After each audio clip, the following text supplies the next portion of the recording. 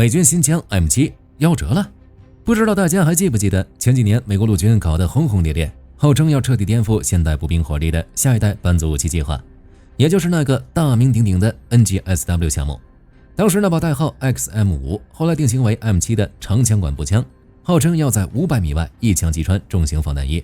只是在巴黎2026欧洲防务展上，检视防务的轻兵器顶级专家阿马埃尔·科特拉斯基说出了一个让所有人跌破眼镜的真相：那把被美军寄予厚望、号称要制霸未来战场的 M7 要停产了，换成 XM8 卡宾枪。这到底是怎么回事？ M7 步枪都出现了哪些问题？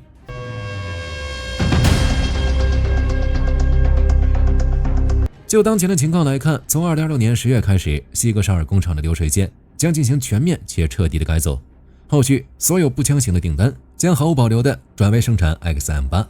首批 XM8 其实在2025年底已经拿到了美军的采购批文，2026年4月已经开始交付。到了10月份，一线测试单位就要全面换装这把新枪。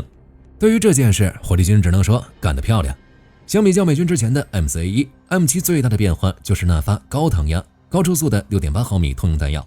能在500米外连人带甲一起撕碎。听起来是不是极其狂热、极其热血？只是这种狂热是要付出代价的。为了驾驭这枚弹药， M7 标准型步枪的空枪重量直接飙升到了 3.8 公斤。这还只是一部分， 6.8 毫米弹药出膛的那一瞬间，枪口动能很大。为了不让巨大的枪口焰暴露射手位置并缩减枪声， M7 必须配备一个长达 17.78 厘米、重达 0.66 公斤的 SLX 消声器。装上这个大黑粗的铁管子之后，这把枪的基础重量直接来到了 4.46 公斤。这还没完，现代战争打的是信息化，美军给这把枪配了 M157 智能火控瞄准镜，这玩意儿里面塞进了激光测距仪、弹道解算器、环境传感器，甚至还能和战术数据链互通，科技感直接拉满。再加上战术灯、激光指示器，一整套披挂上阵，整枪的战斗权重直接暴涨到了 5.9 公斤。这是什么概念？二战时期的 M1 加兰德步枪也才 4.3 公斤，美军现役的 M249 轻型班用机枪空枪也就 7.5 公斤左右。你现在让一个突击步兵端着一把重量逼近轻机枪的武器去执行长达10几小时的徒步巡逻，去翻墙、去战术机动，根本做不到。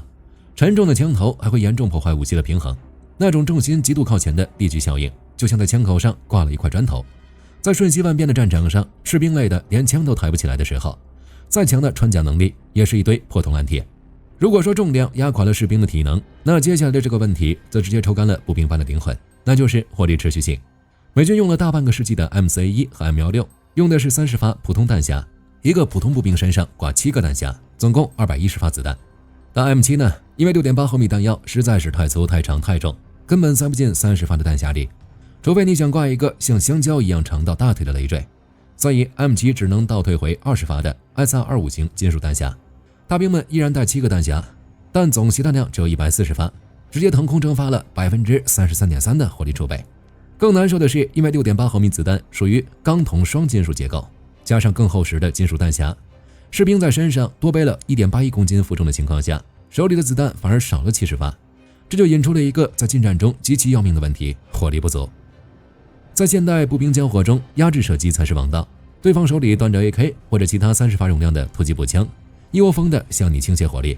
你拿着 M7 扣20下扳机，咔嗒，空仓挂机了。你必须缩回掩体，拔出新弹匣插进去，释放枪机。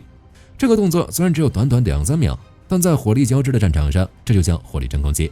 演习中的数据显示，配备 M7 的步兵班在遭遇突发接触战时，因为需要更频繁地更换弹匣，整个班组的压制火力会出现极其明显的断档。敌方完全可以抓住你换弹匣的这几秒钟空档，完成战术穿插或者致命一击。这种因为容弹量缩水带来的战术劣势，美军根本接受不了。除了以上这些， M7 还有一个问题：后勤。为了让子弹在相对较短的枪管里冲刺出超过每秒900米的超高初速，西格沙尔的工程师把 6.8 弹药的最大膛压极其暴力地压榨到了惊人的8万 psi。北约标准的 5.56 毫米弹药膛压大概是62000 psi， 经典的 7.62 毫米全威力弹也才60200 psi。 8万 psi 是什么概念？这已经摸到了很多坦克炮内部压力的门槛。这股能量在枪膛内瞬间爆发的后果就是枪管寿命太短。美国陆军上尉布雷登·特伦特在2025年提交了一份长达52页的机密评估报告。报告显示，在超高膛压和高热应力双重摧残下， M7 步枪的枪管寿命极短，一些在极端环境下测试的炮管，仅仅发射了2000发子弹后，枪管内壁就出现了严重的烧蚀，精密的膛线被高温高压气体刮得面目全非，精度直线下降。不仅如此，高膛压还让子弹壳在退壳时死死贴在弹膛壁上，导致抽壳钩承受了难以想象的拉力，抽壳钩断裂，机匣受损的概率成倍增加，甚至在沙尘和极寒等恶劣环境下，出现了弹壳直接破裂的致命隐患。原本 M4A1 的枪管打个10000发都没问题，现在倒好，用 M7 刚打了几场高烈度的交火，前线就纷纷发报，要求更换枪管、更换机件。如果说前面那些都是机械和物理的问题，那么接下来这个问题就是导致 M7 停产的最大因素。M7 设计的初衷是为了在500到600米距离上形成压倒性的穿甲优势，但是从最近几年的实战数据来看，无论是乌俄战争还是美军的推演，现代步兵交战的真实场景应该是城市巷战、丛林遭遇战等，绝大多数的交火距离都在300米以内，甚至有极其大量的短兵行劫就发生在100米甚至50米的超近距离内。在100米的距离上，你手里那发能打穿600米外钢板的6.8毫米子弹，除了能把敌人的身体打个对穿，导致停止作用不足之外，毫无意义。M7 步枪宣称的远距离优势，在错综复杂的废墟里形同虚设。而且 M7 的长度加上消声器之后，整枪长度达到了约94厘米。你让一个士兵端着将近1米长、重达6公斤的长枪去清理一个狭窄的楼梯拐角，真的有些难为人。面对一线精锐部队的抱怨，西格绍尔和美国陆军高层也坐不住了。为了挽救 NGSW 项目，他们紧急启动了产品改进计划。于是，今天的主角带有极强旧厂色彩的 XM8 卡宾枪横空出世。XM8 其实就是 M7 的短枪管型。为了实现减重变短，西格绍尔的工程师在保持 M7 内部核心工作部件完全通用的前提下，对这把枪进行了重构。首先就是最关键的枪管 ，XM8 直接把枪管长度从 M7 的34.29厘米一刀切到了27.94厘米。配合缩短的枪管，护木也进行了重新设计，那些华而不实的点接件被全部剔除，尽可能减去多余的重量。那个又重又长的 SLX 消声器被强制紧凑化，长度从17.78厘米缩减到了15.24厘米，重量从0.66公斤减到了0.59公斤。这么一套瘦身拳打下来， XM8 在安装消声器并收缩枪托后的总长度直接缩短到了83.29厘米，在室内近战中的灵活性得到了史诗级的强化。还有一个非常有意思的细节，一线士兵反馈 M7 那个折叠枪托在激烈进战的时候，铰链结构不够稳固，而且还白白增加了重量。XM8 干脆利落地取消了折叠铰链，换回了最可靠的伸缩式固定枪托，不仅结构更结实，机匣尾部的重量也降下来了。通过采用更轻薄的枪管外轮廓与轻量化上机匣， XM8 的空枪重量降到了 3.32公斤，这个重量已经和现役的 M4A1 基本持平，就算加上轻量化消音器，全重也被控制在了 3.96公斤。大兵们终于不用再扛着机枪去巡逻了。弹匣也升级了，西格绍尔在弹匣物理尺寸变化不大的情况下，为 XM8 研制出了全新的25发中等容量弹匣。这多出来的5发子弹直接把单兵火力容量提升了 25%， 极大的缓解了之前火力持续性不足的致命痛点。这5发子弹在实战中可能就是压制住敌军的关键筹码。而且枪管变短反而增加了枪管的刚性，射击时的枪管抖动更小。西格绍尔官方甚至宣称 XM8 的机械精度比 M7 还有提高了近1 MV。 只是需要注意的是， XM8 虽然在人机工学、便携性和容弹量上打了一个漂亮的翻身仗，但它依然受困于 NGSW 项目最底层的物理局限，那就是变态高压。高膛压带来的机械损耗依然缠绕着 XM8， 而且情况可能更加恶劣，因为枪管缩短到了 27.94厘米，这就意味着极其大量的发射药在子弹飞出枪口的那一瞬间根本还没有燃烧完毕，这股裹挟着高温和高压的未燃尽气体会在枪口处形成极其猛烈的枪口爆震。虽然 XM8 配了高效消音器，但这相当于把原本应该在枪管里释放的压力全部硬生生憋在了消声器内部。枪管寿命缩短的绝症没有得到任何根本性的治愈，因为枪管太短，装药量太大，压力太高。如果在没有消声器的情况下开枪，那种恐怖的枪口冲击波和噪音只会比之前更大。这就意味着在实战中， XM8 卡宾枪的消音器从一个战术配件变成了永久装置，只要你上了战场，这个消音器就绝对不能摘下来。挂在消声器后， XM8 的总重依然达到了 3.96公斤，虽然比 M7 强多了，但相比于 M4A1 它依然是一个沉重的负担。但不管怎么说， XM8 全面上位已经是不可逆的。这就有一个问题，之前已经生产出来甚至已经发到部队手里的近5万支标准型 M7 该怎么办？如果就这样放弃，美国国会的老爷们可是要骂街的。为了不让这些先期采购预算彻底打水漂，美国陆军制定了一套无缝衔接的阶梯式流转预案，在换装初期已经拿到 M7 的第101空降师等一线进展部队，你别嫌重，先凑合着用，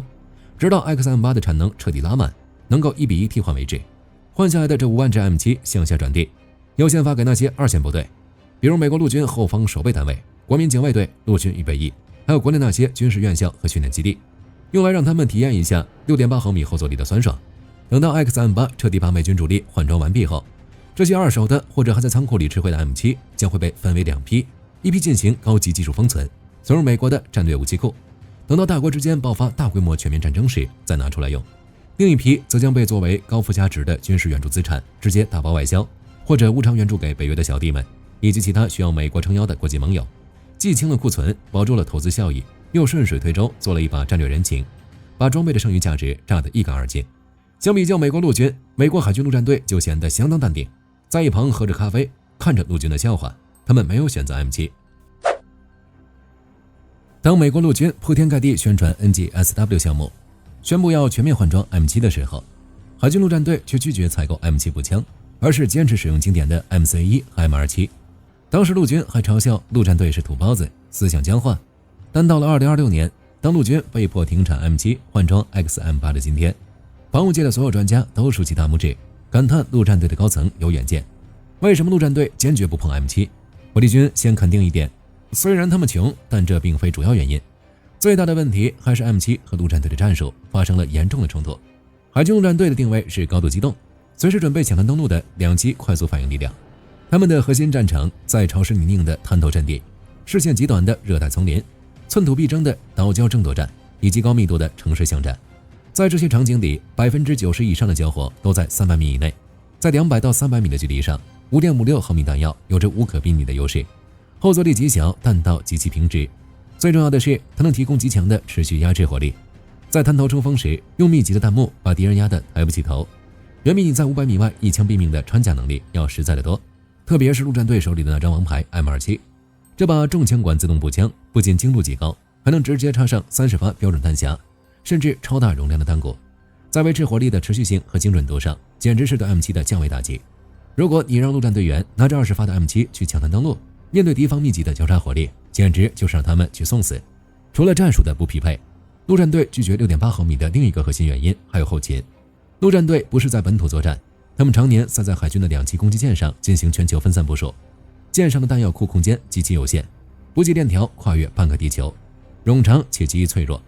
5.56 毫米的 NATO 子弹那是北约通用口径，无论陆战队打到哪里，只要有美军的基地、北约的盟友或者海军的补给舰，他们就能随时随地的获得弹药补充。但如果贸然换装了 6.8 毫米，同样的登陆艇，同样的 CH-53 直升机，如果运载同等数量的弹药，吨位会严重超载，能运到滩头的子弹数量就会断崖式减少。此外，在和其他军兵种或者是盟军进行联合作战时，子弹不通用，这将造成补给脱节。陆战队坚守 5.56 毫米口径，其实就是在保全全球作战的补给生命线。而且陆战队在预算管理上一直信奉不见兔子不撒鹰，他们的现代化策略就是监控发展，后发制人。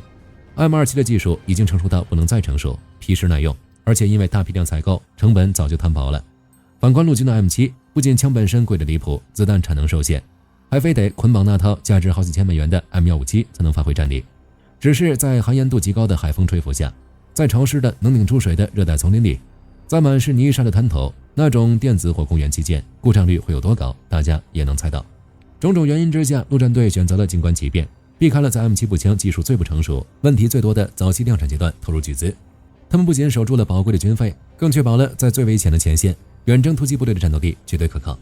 总的来说，从 M7 的狂热神话到 XM8 的紧急妥协，这场围绕美国下一代步枪的闹剧和变革大概率到此为止了。事实证明，在军事科技突飞猛进的今天，任何脱离实际战场环境、脱离基层士兵生理极限，只在 PPT 和实验室里追求性能的设计，最终都会在实战的泥泞中碰得头破血流。